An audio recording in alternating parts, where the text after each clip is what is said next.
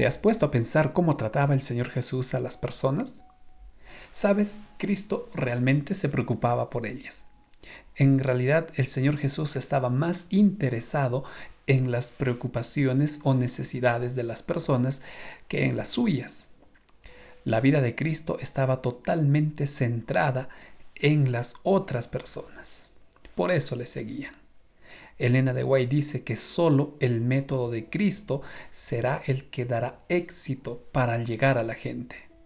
El Salvador trataba con los hombres como quien deseaba hacerles el bien. Les mostraba simpatía, atendía sus necesidades y se ganaba su confianza.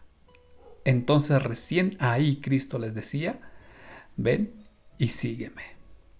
Es por eso que es importante para nosotros estudiar cómo ministraba el Señor Jesús a las personas. Bienvenidos al bosquejo de la lección número 8. Debemos recordar que como iglesia tenemos una misión que el Señor nos encomendó en esta tierra. Para cumplir esa misión es importante que estudiemos cómo trabajaba Cristo estando en este mundo. De eso trata esta lección.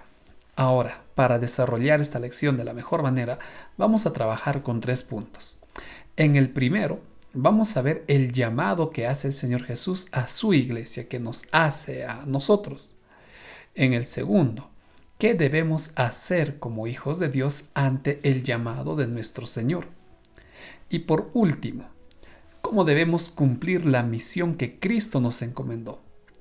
Con estos 3 puntos o con estos 3 objetivos vamos a trabajar en todo el bosquejo.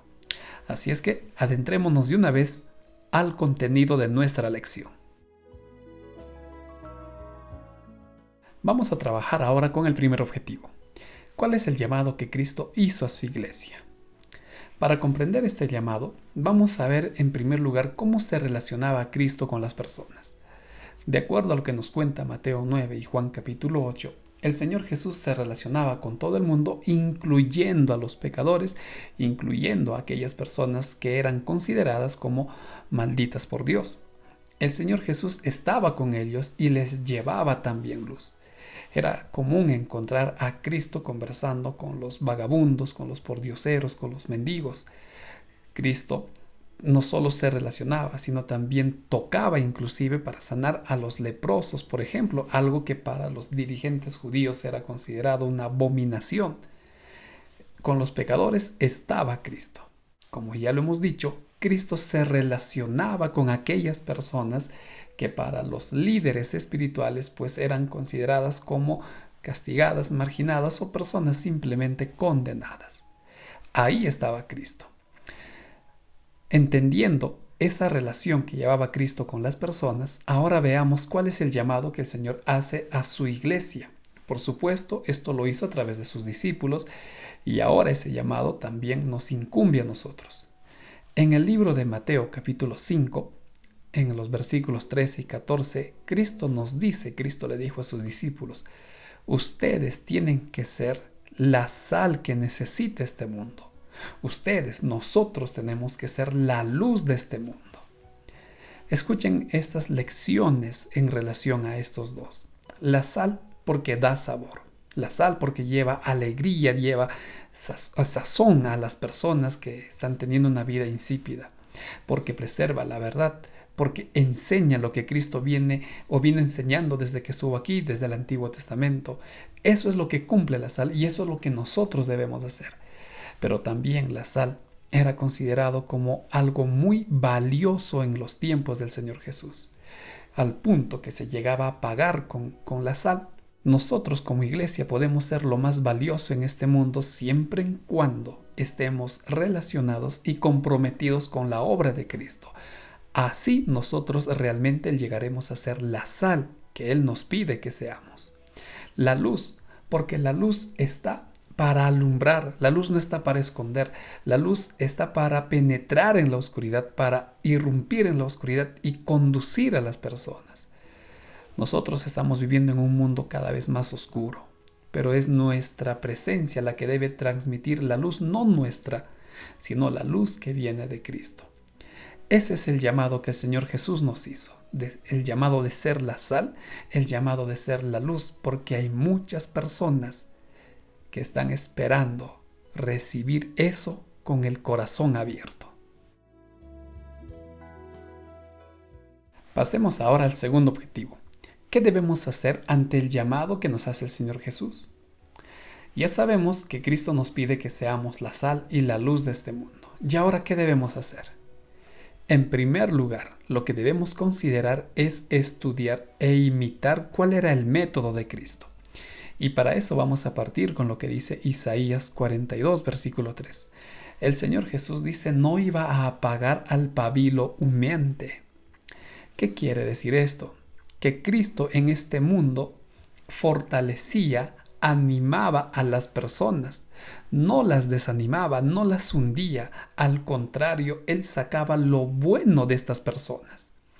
Por ejemplo, cuando vino un soldado romano a pedir que sanara a su siervo, el Señor Jesús, al ver la actitud de este soldado, le dijo: tu fe es grande, realmente tienes una gran fe y no he visto esa fe en Israel. En otras palabras, Cristo estaba reconociendo y animando la fe de este soldado que no era romano. Lo mismo hizo con un escriba, a quien el Señor Jesús le dijo: realmente no estás lejos de la salvación. Ánimo, le decía, sigue adelante, sigue así, estás yendo por el buen camino. Cristo tenía esa costumbre de mirar lo positivo en ellas, de resaltar lo positivo en las personas. Esto es lo que dice Efesios y Colosenses. Si nosotros queremos trabajar tal como lo hacía Cristo, al relacionarnos con las personas debemos hablarles bien a ellas, tratarlas bien con nuestras palabras, con nuestro trato, con nuestro gesto. Eso es lo que hacía Cristo y eso es lo que nosotros debemos imitar. Recuerden lo que leímos al inicio. El Señor Jesús trataba a las personas como aquel que deseaba hacerles el bien. Entonces, lo que Cristo hacía era eso: animar a las personas, les trataba con cariño, les hablaba bien y Él mostraba interés por ellas. Entonces, lo primero que tenemos que hacer nosotros es eso: imitar lo que Cristo hacía al relacionarse con las personas. Ahora, viene aquí una pregunta: ¿y cómo yo puedo realmente hacerles el bien a ellas? Esto es lo que vamos a ver en el siguiente objetivo. Tercer objetivo: ¿cómo debemos cumplir la misión que nos encomendó Cristo? Recuerden, la idea es seguir el ejemplo de nuestro Señor Jesús. Y antes que me olvide, para eso necesitamos la ayuda del Espíritu Santo. Recuerda que vamos a estar bosquejando el día viernes esta lección con más calma en el comentario en vivo. Ahora, viendo el ejemplo de Cristo, dice Mateo capítulo 4, versículos 23 al 25 y capítulo 9, versículo 35, que el Señor Jesús, cuando iba a ministrar a las personas, Él actuaba de la siguiente manera. En primer lugar, el Señor Jesús, cuando vino a este mundo, enseñaba a las personas. Luego les predicaba el Evangelio eterno. A continuación, sanaba a las personas y, por supuesto, les presentaba la salvación. Vamos a considerar estos 4 casos. Ahora, si cambiamos los roles y sabiendo que Cristo nos encomendó a nosotros como iglesia cumplir la misión, debemos seguir también estos 4 pasos que el Señor Jesús aplicaba: enseñar a las personas, predicarles, llevarles sanación y, por supuesto, también presentarles la salvación. ¿Qué podemos decir sobre la enseñanza? Como iglesia nosotros tenemos grandes tesoros. Por supuesto que hay que enseñar la Biblia, así como la estamos estudiando ahora. Pero también el mundo necesita, las personas necesitan muchos consejos que les ayuden en su vida. Y para eso nosotros tenemos grandes recursos que podemos aplicar. Recursos para la salud mental, como por ejemplo mente, carácter y personalidad. Recursos para ayudar a los padres en la educación de los niños, conducción del niño. Si nosotros estudiamos y luego comenzamos a enseñar lo que hemos leído del hogar cristiano, podremos ayudar a muchos hogares. Y también, ahora que vivimos en una época muy especial, tenemos el texto de consejos sobre régimen alimenticio y tantos otros libros que podríamos enseñar a las personas y estaríamos cumpliendo lo que Cristo dijo. Debemos enseñar. ¿Cómo cumplo la misión? Pues enseñando. ¿Qué más puedo hacer? La predicación. ¿Qué es lo que el mundo necesita saber? Que hay un Dios, que hay un Dios que murió por ellos, hay un Dios que ya pagó el precio por ellos, que nuestro Señor Jesús en este momento está en el cielo intercediendo por cada uno de nosotros y que pronto va a volver. Claro, estas son generalidades, pero son puntos que podríamos predicar a las personas. Miren, si nosotros les enseñamos y mostramos interés por sus necesidades, ellos estarán abiertos a oír el mensaje del Evangelio, predicarles y también sanar a las personas. Ya hablé sobre este libro, Consejos sobre régimen alimenticio. Ministerio de Curación es otro texto que podríamos compartir con las personas y ayudarles a aliviar su sufrimiento. También la oración intercesora, decirles estamos orando por ti, llamarles, comunicarles, mostrarles que estamos orando para que ellos se sanen. Apoyar ministerios como ADRA o ASA es una forma de aliviar el sufrimiento que hay en el mundo. Hay formas de cumplir la misión y la iglesia tiene los medios. Nosotros tenemos que involucrarnos en esos medios. Y estaba la salvación como el último paso. Vamos a enumerar estos 4. Enseñar, predicar, sanar a las personas y mostrarles la salvación. Todo esto simplemente es una forma de presentar al mundo, de presentar a las personas el amor de Cristo. Porque eso es lo que Él hacía, enseñar, predicar, sanar y mostrarles la salvación. Y este último es el mayor deseo que tiene Dios. Él buscaba ayudar a las personas, pero sobre todo conducirlas a la salvación. Ese es el mayor anhelo de nuestro Señor. Entonces, cuando tú presentas todo esto al mundo, estarás presentándoles a Cristo y ellos tendrán el deseo de amarlo y de ser salvados. Ahora, para cerrar todo esto, recuerda que Cristo dijo en una ocasión a sus discípulos que todo tiene una recompensa. Si bien es cierto, las obras no nos salvan, pero sí nuestras obras nos dicen si estamos en camino a la salvación o no. El Señor Jesús en Mateo 25 les dice que cuando Cristo vuelva, Él recompensará a cada uno de acuerdo a su obra. Y también esto lo dice en Apocalipsis 22.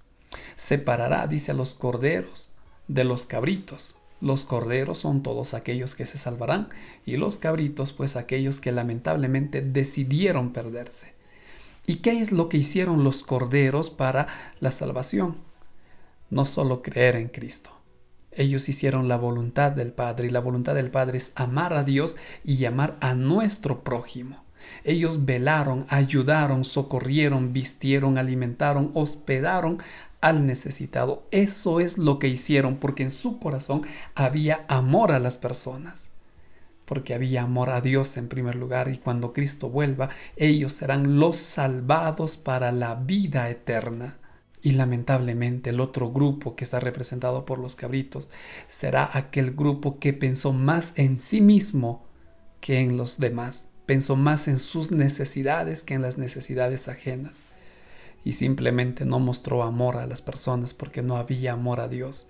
Y este grupo, lamentablemente, que rechazó a Dios, será destruido con este mundo porque esa fue su decisión.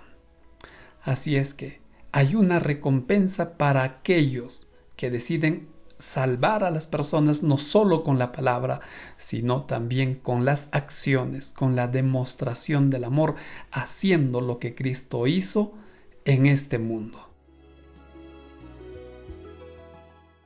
Luego de todo este estudio, vamos a resumir nuestra lección respondiendo las siguientes preguntas. Primero, ¿de qué forma puedes llevar luz o sazonar la vida de aquellas personas en el lugar donde estás viviendo? ¿Por qué es importante acercarse a las personas con mucho respeto y también con amor? Y por último, cuán importante es prepararnos y estudiar para poder ayudar a otras personas. Finalmente, te invito a que tomes esta decisión. Vimos que hay formas de acercarnos a las personas. Ahora organiza alguna actividad por internet para que puedas transmitir enseñanza, esperanza y sobre todo salvación a las personas. Y recuerda que nuestra lección sigue y te animo a que estudies la siguiente lección que titula Desarrollar una actitud ganadora. De esta manera estamos finalizando un nuevo bosquejo. Muchas gracias por ver este video. Que el Señor te bendiga. Hasta la próxima semana.